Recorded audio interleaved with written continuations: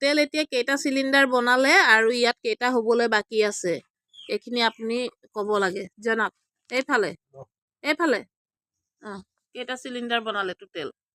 প্ৰথমে বনালো অলপ জোৰছে ক'ব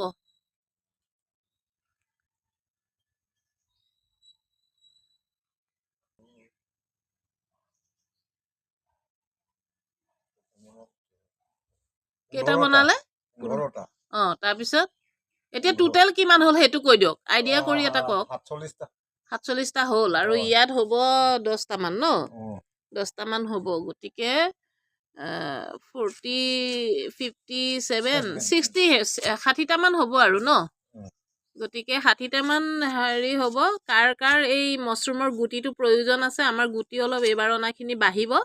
আৰু আপোনালোকে 10-15 দিনলৈকে সেইটো বনাই থাকিব পাৰিব যদি কাৰোবাৰ লাগে তেতিয়াহ'লে সেই গুটিখিনি আমি বিক্ৰী কৰিম বুলি ভাবিছোঁ নহয় জানো কৈ দিয়ক আৰু বস্তুটোৰ বিষয়ে অকণমান কৈ দিয়কচোন আপোনাক আৰু কৈ দিয়ক কৈ থাকিলেও ক'ব নিবিচাৰে এইফালে চাওক কওক আমাৰ মানে যিখিনি আৱশ্যকীয় গুটি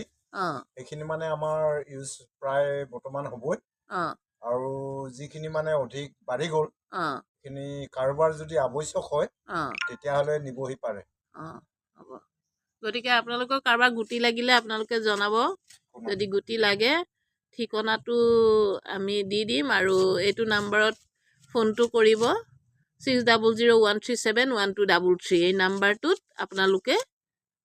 কল কৰিলে গুটিটো পাই যাব নমস্কাৰ